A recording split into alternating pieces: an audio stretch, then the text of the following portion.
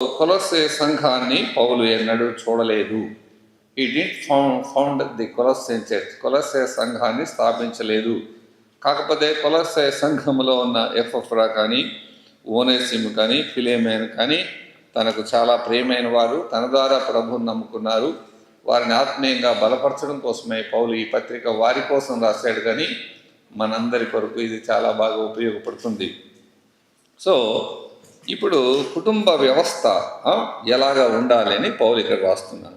కుటుంబ వ్యవస్థ సరిగా లేకపోతే అనేక అవస్థలకు గురవుతారు, అస్తవ్యస్తమైన పరిస్థితులు ఉంటాయి. ఇక్కడ భార్య ఎలా ఉండాలి, భార్యలు ఎలా ఉండాలి, భర్తలు ఎలా ఉండాలి, పిల్లలు ఎలా ఉండాలి, తల్లిదండ్రులు ఎలా ఉండాలి, యజమానులు ఎలా ఉండాలి, వారింట్లో పనిచేసే పనివారు లేక దాసులు ఎలా ఉండాలి అనే విషయాలు ఇక్కడ చెప్పబడ్డాయి. పౌలు చెప్పాడు. అంటే ముందు కాలంలో కొంచెం ధనవంతులైన వారింట్లో దాసులు ఉండేవాళ్ళు. ఇప్పుడు అలాగా పని మనుషులు కాదు. దాసులు అంటే వాళ్ళు పర్మనెంట్గా వాళ్ళ సొత్తై ఉన్నట్లు అంతే. సో ఈ విధంగా వీళ్ళు పరస్పరం ఎలా ఉంటే ఒక క్రైస్తవ కుటుంబము, విశ్వాస కుటుంబము ఆత్మీయంగా ఉండగలదు, ఆదర్శంగా ఉండగలదు, దేవుని ఆశీర్వాదాన్ని పొందగలదు అనే విషయాన్ని పౌలు రాస్తున్నాడు. ఒక క్రైస్తవ కుటుంబము, విశ్వాస కుటుంబము, దేవుని నమ్ముకున్న కుటుంబము లోకములోని ఇతరుల కుటుంబాల వలె ఉండకూడదు అని పౌలు ఇక్కడ రాస్తున్నాడు. సో ఎలా ఉండాలని ఇక్కడ రాస్తున్నాడు. ఇప్పుడు లోకంలో కొన్ని కుటుంబాలు మనం చూస్తున్నాం, ఎలాగ అస్తవ్యస్తంగా ఉన్నాయో, ఎలా గందరగోళంగా ఉన్నాయో. భార్య భర్తల మీద ఒకరికి అనుమానము, ద్వేషము, అసూయ, కోపము, ఒకరినొకరు కొట్టుకునేవారు ఉన్నారు. ఒకరినొకరు భార్యలు భర్తలను చంపించిన వారు ఈ కాలంలో ఎక్కువైపోయారు. భర్తలు భార్యలను చంపించేవారు ఉన్నారు చాలామంది. సో ఒకరికి పైన ఒకరికి ఏమాత్రం ప్రేమాభిమానం లేకుండా ఉండేవారు ఉన్నారు. వరకట్న హత్యలు ఈ రోజుల్లో జరుగుతున్నాయి. అక్రమ సంబంధాలతో హత్యలు జరుగుతున్నాయి ఈ రోజుల్లో. ఇంత ఘోరమైన దుస్థితిలో లోకం ఉంది. ఆ రోజుల్లో కూడా ఇలాంటి పరిస్థితులు ఉండొచ్చు. ఈరోజు పేపర్లో చదివితే ఎంత చెడ్డ లోకంలో మనం ఉన్నాము అని మనకు చాలా వేదన కలుగుతుంది. సో ఇలాగా చెడ్డ లోకంలో ఉన్న మనుషులమైన మనము దేవుని నమ్ముకున్న వారు ఎలాగా పవిత్రంగా, ప్రత్యేకంగా ప్రభు కొరకు ఫలభరితమైన జీవితం జీవించాలని ఇక్కడ రాయబడింది. ఒక మనిషి రక్షింపబడినా కానీ ఏ తప్పు చేయకుండా ఉండడం అనేది అంత సులభమైన విషయం కాదు. అసాధ్యము అని చెప్పలేను కానీ అంత సులభమైన విషయం కాదు. సో రక్షింపబడినా కానీ, మారు మనసు పొందినా కానీ, విశ్వాసులు అయినా కానీ, ప్రభు బిడ్డలైనా కానీ ఇతర మనుషుల యొక్క దుష్ప్రభావము చేత మరి భక్తిపరులలాగా, ప్రభు బిడ్డల్లాగా, ఆత్మీయులలాగా, లేక స్నేహితులలాగా, అభిమానం ఉన్న వారిలాగా కనపడే వారితో స్నేహం చేసి మనం కూడా బలహీన పడిపోయే ప్రమాదం ఉంది. కనుక జాగ్రత్తగా మనం ఉండాలి.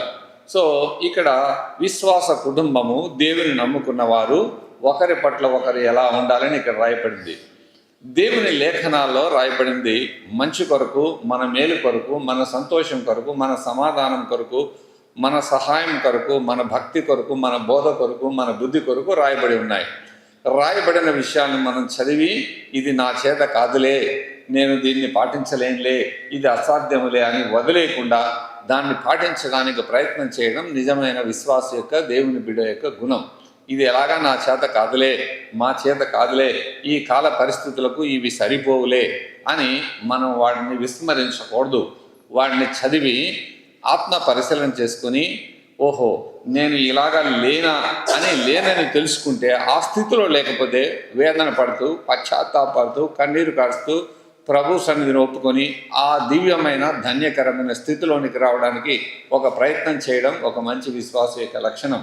ఒకవేళ ఆ స్థితిలో కొంతే ఉంటే ఇంకొంత ఆ స్థితిలో, ఆ ధన్యకరమైన స్థితిలో ఇంకొంత అభివృద్ధి, ఇంకొంత మరి పురోగతి సాధించడానికి మనం ప్రయత్నం చేయడం నిజమైన దేవుని బిడ్డ యొక్క లక్షణం. కొన్నిసార్లు దేవుని వాక్యం చదివినప్పుడు మనకు అనిపిస్తుంది, అయ్యో నేను ఇలా లేనే అని అనిపిస్తుంది. సో అలా లేనే అని వదిలేకుండా ఉండకూడదు, అలా ఉండడానికి ప్రయత్నం చేయాలి. దేవుని వాక్యంలో ఉన్న వాటిని అన్నిటినీ 100% మనం పాటించలేమని మనకు తెలుసు. ఎందుకు పాటించలేమంటే ఉన్నాయి. పౌలు కొరడా దెబ్బలు తిన్నారు, మనం తిన్నామా? పౌలు చెరసాలలో ఉన్నారు, చెరసాలలో మనం ఉన్నామా? పౌలు నిశ్చయంగా నా ప్రభు అయిన యేసుక్రీస్తుని గురించిన అతిశ్రేష్టమైన జ్ఞానము నిమిత్తము నేను సమస్తమును నష్టపరుచుకొని వాటిని పెంటతో సమానముగా ఎంచుకొనుచున్నానని పౌలు అన్నాడు. మనం అలా సమస్తం నష్టపరచుకోలేదు కదా, కొన్ని నష్టపరుచుకున్నా. కాబట్టి దేవుని వాక్యాన్ని చదివి మనం ఇవి ఇలా ఉండలేము అని వదిలేయకూడదు. మనం విశ్వ ప్రయత్నం చేయాలి. ప్రయత్నం చేసి దాంట్లో సాధిస్తే సంతోషం. రైట్. ఇక్కడ భార్యలు ఎలా ఉండాలి, స్త్రీలు సోదరీలు విశ్వాసులైన దేవుని బిడ్డలు అని రాయబడింది. అలాగే భర్తలు కూడా ఎలాగా ఉండాలని రాయబడింది. లాస్ట్ బైబిల్ స్టడీలో మనము ఎలాగా భార్యలు ఉండాలో లాస్ట్ బైబిల్ స్టడీలో చెప్పాము. ఇప్పుడు భర్తలు ఎలాగ ఉన్నాయో ఇక్కడ రాస్తున్నాం. భర్తలారా అంటున్నారు. ఏం చెప్పండి? హస్బెండ్స్. భర్తలారా అంటే ఎవరు? ఇక్కడ విశ్వాసులైన భర్తలు. అన్యుల గురించి చెప్పవలేదు. ఎవరు? విశ్వాసులైన భర్తలు ఎలాగా ఉండాలా? ఎవరి పట్ల? భార్య పట్ల ఎలా ఉండాలా? పిల్లల పట్ల ఎలా ఉండాలా? తల్లిదండ్రుల పట్ల ఎలా ఉండాలా? సాటి విశ్వాసుల పట్ల ఎలా ఉండాలా? లోకములో ఎలా ఉండాలా? ఇతర మనుషుల పట్ల ఎలా ఉండాలా? యజమానుల పట్ల ఎలా ఉండాలా? దాసుల పట్ల ఎలా ఉండాలా? దైవజనుల పట్ల ఎలా ఉండాలా? సోదర సోదరీల పట్ల ఎలా ఉండాలా? దేవుని పట్ల ఎలా ఉండాలా? ఇవన్నీ ఇక్కడ రాయబడ్డాయి కదండి. సో ఇక్కడ భర్తలారా మీరు మీ భార్యలను ప్రేమించింది. ఒక రకంగా చెప్పనంటే the Bible is all about the love and true love and genuine love and unfailing love. అంటే బైబిల్ అంతా ప్రేమ గురించి, నిష్కపటమైన ప్రేమ గురించి, ద హోలీ లవ్ పవిత్రమైన ప్రేమ గురించి రాయబడింది. ఎందుకంటే దేవుడు లోకమునెంతో ప్రేమించాను కదండి. సో దేవుడు ప్రేమ స్వరూపిగా ఉన్నాడు. ప్రేమ లేని వాడనైతే నేను వ్యర్థుడను.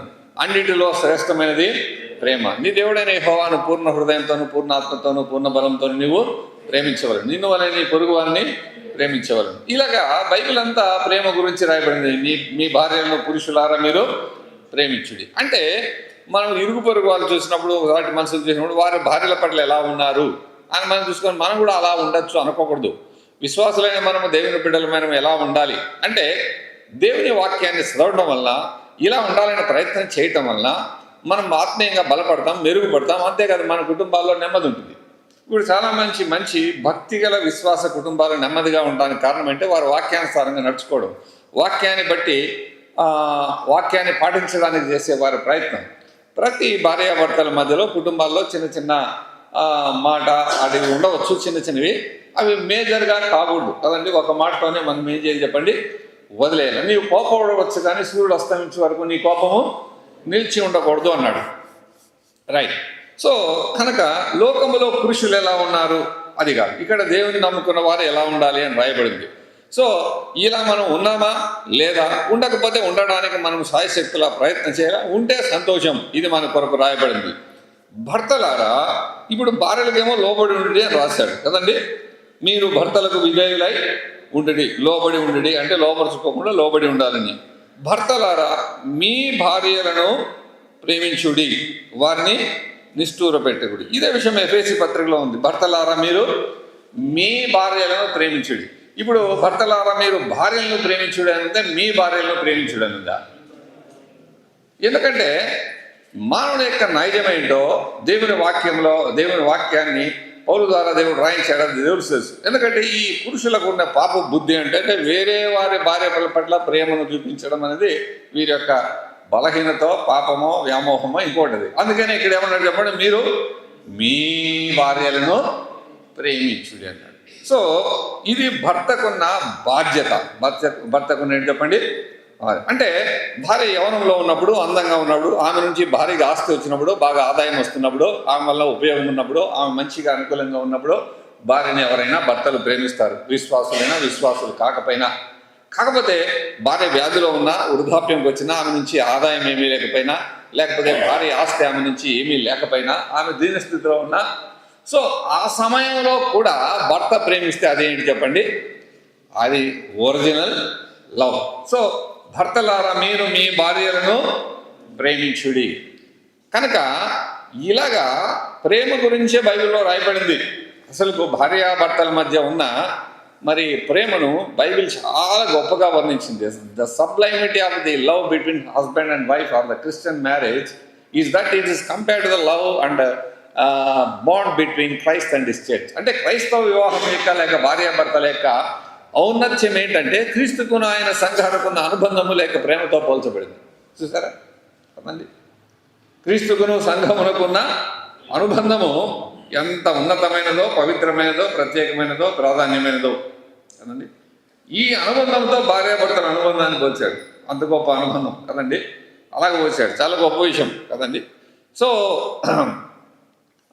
ఆ విషయాలు ఎక్కడున్నాయంటే ఎఫెసీ పత్రికలో ఉన్నాయి, మనకు తెలుసు. క్రీస్తు కూడా సంఘమును ప్రేమించి సంఘాన్ని తన ఎదుట నిలబెట్టే కోసం, పవిత్రంగా, నిర్దోషంగా, నిష్కలంగా నిలబెట్టే కోసం తన వాక్యమైన ఉదక స్నానంతో సంఘమును కడిగి తాను కొరకు అప్పగించుకొనెను కదండి. సో ఈ విధంగా ఇప్పుడు భర్తలు భార్యలను ఎలా ప్రేమించాలని 2 పోలికలు చెప్పాడు పౌలు. ఇక్కడ ఎన్ని పోలికలు చెప్పాడండి? There are 2 comparisons. ఎలాగా? క్రీస్తు సంఘమును ప్రేమించగా అన్నట్టుగా భర్తలు వారి భార్యలను ప్రేమించాలి. చాలా సంవత్సరాల క్రితం నేను చదివినప్పుడు నేను ఫస్ట్ చేసిన పని ఏంటంటే మోకాళ్ళని my Lord forgive me, I have often failed to love my wife as we have loved the church. అంటే ప్రభా, నీవు సంఘాన్ని ప్రేమించినట్టుగా నేను నా భార్యను ప్రేమించడం నేను విఫలమైనాను, క్షమించమని ఫస్ట్ టైం నేను ప్రార్థన చేయదు. ఇప్పుడు కాదు, చాలా సంవత్సరాల క్రితం కదండి. సో క్రీస్తు సంఘమును ఎలా ప్రేమించాడో పురుషుడు అంటే విశ్వాసులైన వారు, దేవుని నమ్మిన వారు, మారుమనసు పొందిన వారు, వాక్యాన్ని చదివేవారు, దేవుని వాక్యములను ఆజ్ఞల ప్రకారం నడుచుకోవాలనుకున్నవారు క్రీస్తు సంఘమును ప్రేమించినట్టుగా తన భార్యను పురుషుడు ప్రేమించాలి. రెండవది, పురుషుడు తాను ప్రేమించుకున్నట్టుగా తన భార్యను ప్రేమించాలి. ఇది ఎక్కడ ఉంది? ఇది కూడా ఎఫెసీ పత్రికలోనే ఉంది, చదవండి.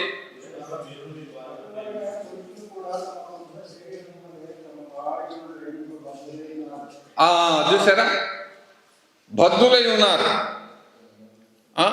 అంటే నా కంఫర్ట్స్ నేను హోటల్లో తెచ్చుకున్నా. ఇప్పుడు కొంతమంది ఏం చేస్తారంటే బయట హోటల్లో తింటారు, ఇంటికి తేరు.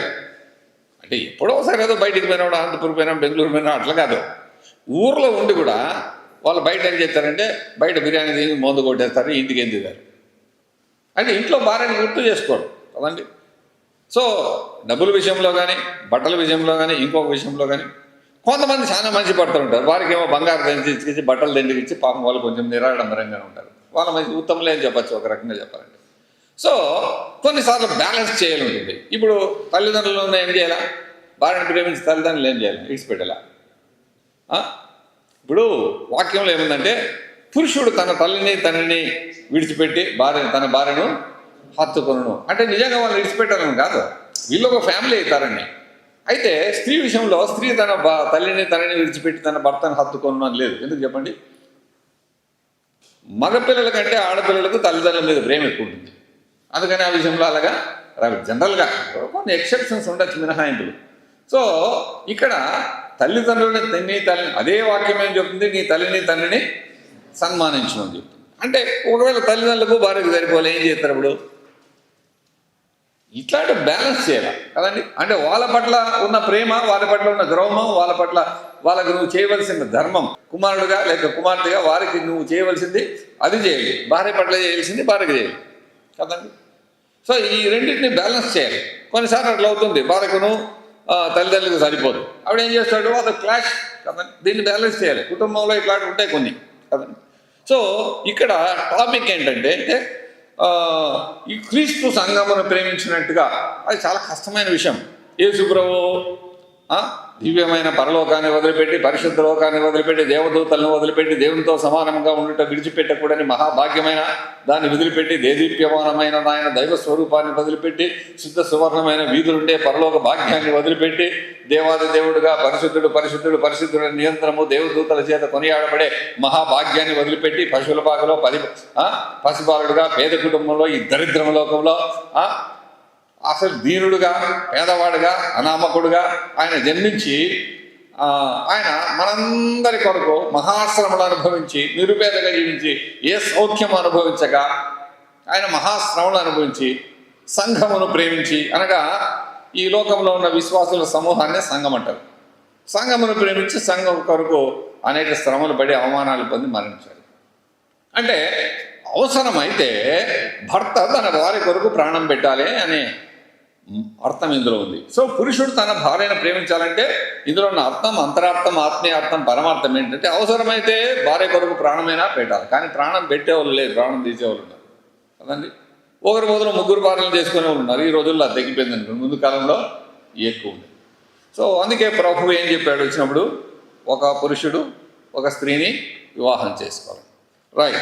కనుక ఈ విధంగా ప్రభు ఏ విధంగా సంఘాన్ని ప్రేమించాడో ఆ విధంగా ప్రేమించాలంటే, సరే భర్త అలా ప్రేమించినప్పుడు ఆ భర్త భక్తిపరుడు, మరి చాలా మంచివాడు, భార్యను ఎంతో ప్రేమిస్తున్నాడు, అడిగిన తీస్తున్నాడు, మరి తనకు లేకపోయినా తీస్తున్నాడు అంటే ఆ భర్త యొక్క ప్రేమను కానీ, మంచితనాన్ని కానీ, లేక అతని శాంత గుణాన్ని కానీ, అతనికి భర్తకు తన పట్ల ఉన్న నమ్మకాన్ని కానీ ఈ భార్య దుర్వినియోగం చేసుకోకూడదు కదండి. దుర్వినియోగం చేసుకొని అపనమ్మకస్తురాలుగా, అవిధేయురాలుగా, అహంకారులుగా, మరి దుబారాగా చేసేవరకు ఉండకూడదు. భర్త ప్రేమ చూపే కొద్దీ ఏమేం చేయాలి చెప్పండి, దానికి ప్రతిస్పందించి లోబడి ఉండాలి. అది పరస్పరం ఉండాలి. భర్త బాగా ప్రేమించిన ఈమె లోబడిపోవడం తప్పు, ఈమె లోబడినా భర్త ప్రేమించకపోవడం తప్పు. ఇవి పరస్పరం ఒకరి బాధ్యతలు ఒకరు గుర్తించాలి. ఆమె లోపడితే నేను ప్రేమిస్తానని భర్త అనకూడదు, ఆయన ప్రేమిస్తే నేను లోపడతానని భార్య అనకూడదు, ఒకరొకరు అలాగా అనకూడదు. కాబట్టి క్రీస్తు సంఘమును ప్రేమించిన, అంటే కొరడా దెబ్బలు కొడుతుంటే సహించాడు ప్రభు, సంఘం కొరకు ముళ్ళ కిరీటం పెడుతుంటే సహించాడు ప్రభు, దుర్భాషలాడుతుంటే సహించాడు ప్రభు. అంటే సంఘమును ఎలాగో ప్రేమించాడు ప్రభు. తన సర్వస్వాన్ని కోల్పోయాడు సంఘం కోసం కదండి. అవమానాలు పొందాడు సంఘం కోసం, వేదనలు పొందాడు సంఘం కోసం, దుఃఖం పొందాడు సంఘం కోసం, తను తగ్గించుకున్నాడు సంఘం కోసం, సర్వస్వాన్ని పోగొట్టుకున్నాడు కదండి. అందుకే ఎఫెసీ పత్రికలో తను తాను అప్పగించుకున్నాడు కదండి. అంటే he gave everything to the church and he gave himself to the church. అంటే సంఘము కొరకు అంతా ఆయన ఏమైనా కానీ ఇవ్వడానికి ఇష్టపడ్డాడు, తాను కూడా సమర్పించుకున్నాడు కదండి. ఈ అసమానమైన ప్రేమ, ఈ అద్వితీయమైన ప్రేమ, ఈ అక్షయమైన ప్రేమ మరి మనుషులకు సాధ్యం కాకపోవచ్చు అందరికీ కదండి. అన్ని వేళలా ఏదో చిన్నవి ఉంటాయి కదండి. ఎప్పుడూ ఒకే సందర్భం, మనిషి మూడు ఎప్పుడూ ఒకటే రకంగా ఉండదు, మనిషి ఆలోచన తీరు ఒకటేసారి ఉండదు. ఒకసారి కొంతమందికి ఎట్లంటే సడన్గా ఒకసారి కోపం వస్తుంది, 2 నిమిషాల్లోనే మళ్ళీ కోపం తగ్గిపోతుంది. కొంతమంది అట్లా ఉంటాడు. ఆ 1 నిమిషం కోపాన్ని బట్టి మనం ఇంకొక రీతిగా అనుకోకూడదు. రైట్. కనుక ఇక్కడ పురుషులారా లేక భర్తలారా మీరు మీ భార్యలను ప్రేమించుడు, వారిని నిష్ఠూర పెట్టకుడి అంటున్నాడు. ఏమంటారు చెప్పండి, నిష్ఠూర పెట్టకుడి అంటే మొదట అర్థం చేసుకోవాలి కదండి. ఏంటి చెప్పండి, అర్థం చేసుకోవాలి. కనుక దేవుని వాక్యములో ఉన్నట్టుగా నడుచుకుంటే కుటుంబాల్లో నెమ్మది ఉంటుంది. దేవుని వాక్యంలో ఉన్నట్టుగా నడుచుకోకపోతే వాక్యానికి ఏం నష్టం ఉండదు, సంఘానికి ఏం నష్టం ఉండదు, మనమే నష్టం చేసుకుంటాం. ఏం చేసుకుంటాం చెప్పండి, మనమే నష్టం చేసుకుంటాం. కాబట్టి యవ్వనములో ఉన్నప్పుడు పురుషులారా మీరు మీ భార్యలను ప్రేమించుడని బైబిల్లో అట్లేదు కదా. యవ్వనంలో ఉన్న, మధ్య వయసులో ఉన్న, వృద్ధాప్యంలో ఉన్న, అందుకే ప్రమాణం చేస్తారు. వ్యాధి ఎందును, ఆరోగ్యం అందును, వ్యాధి ఎందును, ఐశ్వర్యం అందును, పేదరికం అందును, అన్ని స్థితిగతుల్లో నేను నిన్ను ప్రేమిస్తాను, పోషిస్తాను అనే వాక్యములు ఇవన్నీ వివాహ ప్రమాణాల్లో ఉంటాయి. పెళ్లి సందర్భంలో చేసే ప్రమాణాలు ఇవన్నీ ఉంటాయి. కనుక ఈ విధంగా మొదటి పోలిక అది. ప్రభు సంఘాన్ని ఏ విధంగా ప్రేమించాడో, the Lord gave himself to the church కదండి. ఫర్ ద చర్చ్, సంఘం కోసం, సంఘానికి తాను సమర్పించుకున్నాడు. చాలా గొప్ప ప్రేమ కదండి. ఆ ప్రేమతో పౌలు భార్యాభర్తల మధ్య ప్రేమ, అంటే భర్తకు భార్య పట్ల ఉన్న ప్రేమను ఆ ప్రేమతో పోల్చడం అనేది చాలా ఔన్నత్యం, చాలా గొప్ప విషయం కదండి. ఎంత గొప్ప ప్రేమతో పౌలు పోల్చాడు కదండి. సో ప్రభు ఏ విధంగా సంఘమును ప్రేమించాడో అనేది, ఆ విధంగా పురుషులు తమ భార్యలను ప్రేమించడానికి ప్రయత్నం చేయాలి, ప్రేమించాలి. ఆ ఉన్నతమైన స్థితికి ఇప్పుడు 10,000 మెటుకులు ఉన్నాయి, 1000 మెటుకులు ఎక్కచ్చు, 2000 మెటుకులు ఎక్కచ్చు, 3000 మెటుకులు, 4000, 5000 అట్లా ఎక్కచ్చు. కాకపోతే క్రీస్తు వరకు 100% అలా వెళ్ళడం సాధ్యం కాదు కదండి. ఎక్కువ శాతము ఆయన వల్ల నడుచుకోవడానికి మనం చేయాలి. కానీ 100% ప్రభు సంఘం ఎలా ప్రేమించాడో ఎవరు తన బ్రాహ్మణ్ ప్రేమించలేదు, తన భార్యను అలా ప్రేమించలేదు. సంఘం కొరకు ప్రభు ఏం త్యాగం చేశాడు, ఎలా చేశాడో అలా చేయడానికి 100% సక్సెస్ కాకపోవచ్చు. కానీ 50%, 60%, 70%, 80%, 90%, 95%, 96%, 97% అలాగే ప్రయత్నం చేస్తాం. 100% అనేది మనకు పాసిబుల్ కాదు. అసలుకి 100% పాసిబుల్ కాకపోయినా కొంతైనా పాటిస్తే మన కుటుంబాలు మనం ఎంతో నెమ్మదిగా ఉంటాం కదండి. సో ఈ పరస్పరం ఉండాలి. మొదటి పోలిక చెప్పాడు. రెండవ పోలిక ఏం చెప్పాడు? ఇప్పుడు బైబిల్ అంతా ప్రేమ చెప్పండి. పరమగీతంలో మరణమంతా బలమైంది అన్నాడు. All Bible is all about love. ప్రేమ గురించే బైబిల్. ప్రేమ ఏంటి చెప్పండి? మరణమంతా బలమైంది అంటారు. అంటే ఇప్పుడు అలెగ్జాండరు ప్రపంచాన్ని జయించాడు కానీ మరణాన్ని జయించలేడు, అంతేనా? ప్రపంచాన్ని జయించాడు అలెగ్జాండర్, కానీ మరణాన్ని జయించలేడు. ప్రేమ మరణమంతా బలమైంది అంటే ప్రేమ కోసం ఒకడు ప్రాణం కూడా పోగొట్టుకోవడానికి ఇష్టపడతాడు అని. ఒకడు తన స్వాస్థ్యవంతను ఇచ్చినాడు ప్రేమ కొరకు, దానిని తిరస్కరించిన అన్నాడు. అంటే ఎంత ఆస్తి కూడా ఆ సమయంలో పనికిరాదు కదండి. ఈ మధ్యలో పేపర్లో ఒక వార్త ఉంది. జపాన్లో ఒక రాజు కుటుంబానికి చెందిన అమ్మాయి యవనస్తురాలు కదండి. సో ఒక అనామకుడిని ప్రేమించి, ఎవరిని చెప్పండి? అనామకుడిని, సామాన్యమైన వ్యక్తిని ప్రేమించి ఆ రాజరిక హక్కులన్నీ వదులుకుందంట. అంటే దాదాపు లక్షల కోట్ల ఆస్తి, ఆధిక్యతలన్నీ కదండి. చూడండి, అంటే ప్రేమ కొరకు ఒక స్వాస్థ్యవంతున ఇచ్చిన దానిని తృణీకరించు కదండి. కనుక ప్రేమ మరణమంత బలమైంది అన్నాడు. సముద్రపు అగాధపు సముద్ర జనములు దానిని ఆర్పజాలం చూసారా. కనుక ఇక్కడ ఏ ప్రేమ అంటే దైవికమైన ప్రేమ, నిస్వార్థమైన ప్రేమ, నిజమైన ప్రేమ, సమయానుసారమైన ప్రేమ కాదు. నిజమైన ప్రేమ గురించి ఇక్కడ రాయబడింది. సెకండ్ పోలిక ఏముంది? ఒకడు తను ఏ విధముగా ప్రేమించుకున్నో, పురుషులు తమ సొంత శరీరములను వలె తమ భార్యలను కదండి. అంటే నా మీద నాకెంత ప్రేమ ఉంటుందో నా భార్య మీద అంత ప్రేమ ఉండాలని అని అడిగాడు. చూడండి ఎంత కష్టం అది. ఇప్పుడైతే మనకు ఆహారం సమృద్ధిగా ఉందనుకో, నాకు ఇష్టమైంది నేను తిని భార్యకి ఇష్టమైంది ఇష్టం లేదు నాకు పెట్టకూడదు కదా. ఆమెకి నాకు ఇష్టమైంది నేను ఇంట్లో వంట చేయమని ఎలా కోరుకుంటానో ఆమెకి ఇష్టమైంది ఆమె చేసుకోవచ్చు కదండి. నా మీద నాకెంత ప్రేమ ఉంటుందో భార్య మీద కూడా అంతే ప్రేమ ఉండాలని వాక్యం చెప్తుంది కదండి. ఇది అంటే నా కంఫర్ట్స్ ఎంత ముఖ్యమో భార్య యొక్క కంఫర్ట్స్ ముఖ్యం, నా అభిప్రాయాలు ఎంత ముఖ్యమో ఆమె అభిప్రాయాలు ఎంత ముఖ్యం, నా అనుబంధాలు ఎంత ముఖ్యమో ఆమె అనుబంధాలు ముఖ్యం, నా స్నేహితులు ఎంత ముఖ్యమో ఆమె స్నేహితులు అంత ముఖ్యం, నా బంధువులు ఎంత ముఖ్యమో ఆమె బంధువులు అంత ముఖ్యం, నా తల్లిదండ్రులు ఎంత ముఖ్యమో ఆమె తల్లిదండ్రులు అంత ముఖ్యం. ఏదైనా నాకున్నది ఎంత ముఖ్యమో ఆమెకున్నది కూడా అంటే, నా ఛాయిస్ ఎంత ముఖ్యమో ఆమె ఛాయిస్ కూడా అంత ముఖ్యం. నా అభిప్రాయాలన్నీ నా ఛాయిస్లన్నీ బలవంతంగా మీకు రుద్దిద్దు ఇట్లే ఉండవు అని కాదు కదండి. సో ఇవి అంత లోతులకు పోతే ఇలాగ చాలా ఉంటాయి కదండి. కనుక పురుషులారా మీరు మీ భార్యలను ప్రేమించుడి కదండి. కొంతమంది చాలా తెలివైన వాళ్ళు ఉంటారు కదండి. కొంతమంది భార్యల కంటే భర్తలు తెలివైన వాళ్ళు ఉంటారు, కొంతమంది భర్తల కంటే భార్యలు తెలివైన వాళ్ళు ఉంటారు. భర్త కంటే భార్య తెలివైందంటే భర్త బాబా అయిపోతాడు. బాబా అంటే భార్య బాధితుడు అని. బాబా అంటే చెప్పండి, అతనికి ఏం తెలియదు, ఊరిక బాగుంటారు మీ కాంటాక్ట్ మాత్రం ఉంటాడు, ఈమంతా మిస్యూజ్ చేసుకుంటుంది.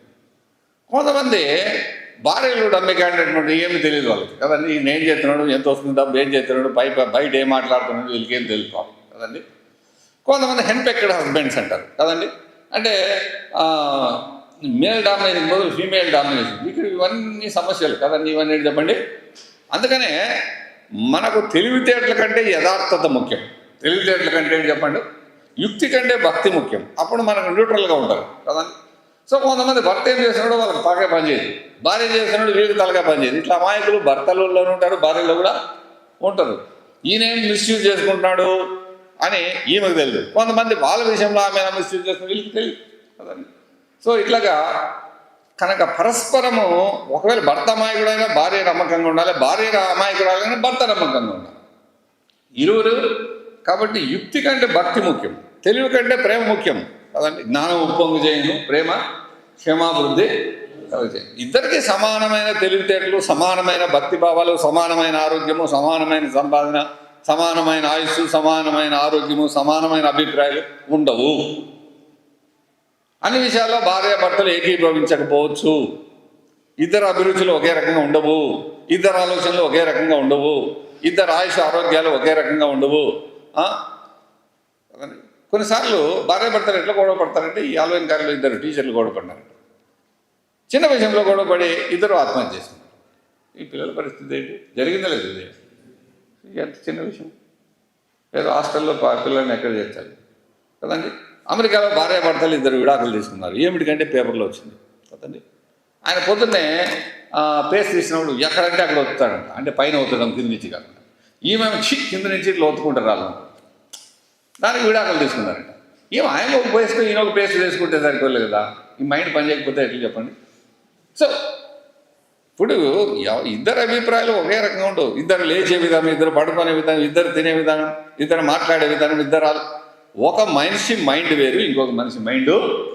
స్నేహితులైనా, బంధువులైనా, అన్నదమ్ములైనా, అక్క చెల్లెళ్ళైనా, భార్య భర్తలైనా, ఎవరైనా ఇద్దరి మనసులు సరిసమానంగా అన్నిట్లో ఒకే రీతిగా ఉండవు. అట్లా ఉంటే మన మనుషులు ఎట్లయితాం చెప్పండి? అట్లయితే మన మనుషులు కాము కదండి. మనుషులున్నాక వాళ్ళకి సొంత మనస్తత్వం ఉంటుంది. ప్రతి మనిషికి సొంత మనసు ఉంటుంది, సొంత మనస్తత్వం ఉంటాయి, సొంత అభిప్రాయాలు ఉంటాయి. అసలు నీ పిల్లల యొక్క పైన నీ అభిప్రాయాలన్నీ, అభిరుచులన్నీ దిద్దలేవు. వాళ్ళ అభిప్రాయాలు ఉంటాయి. నువ్వు సంగటి తినాలనుకుంటే వాళ్ళు బిర్యానీ తింటారు, వాళ్ళు ఇస్తున్నారు, ఏం చేద్దాం? అవునా కదండి. నువ్వు లావు మందులు తినాలనుకుంటే వాళ్ళు గోబీ మంజూరు తినాలనుకుంటారు. రైట్. సో అవి అంటే ఎవరు భర్త కానీ తన అభిప్రాయాలన్నీ భార్య మీద రుద్దలేదు కదండి. ఈ ఊర్లో ఒక ఆయన సూత్రాలు, ఆరోగ్య సూత్రాలు ఎక్కువ పాటిస్తాడు. కొత్తగా పెళ్లి చేసుకున్నాడు, దేవుని నెరవేరలే. పెళ్లి చేసుకున్న తర్వాత ఇట్లే ఉండాలని చెప్పినాడు ఆయన కదండి. ఓ రోజు అమ్మాయి ఏడుచుకుంటూ మెయిన్ రోడ్లో వస్తుంది. వేసుకుంటూ వస్తుంటే ఆ ఊర్లో పెద్ద మంది చూసి వాళ్ళు సరిగ్గా ఏమమ్మా ఇట్లా జరిగింది, ఇంత పెద్ద కుటుంబము, మీకు డబ్బు ఉంది, ఆస్తుంది, కోట్లు ఆస్తుంది, భర్త మంచివాడు, ఏమనబట్ల అన్నీ మంచిగా అంకుల్. ఆయన ఏం తినాలంటే నేను అదే తినాలంటాడు.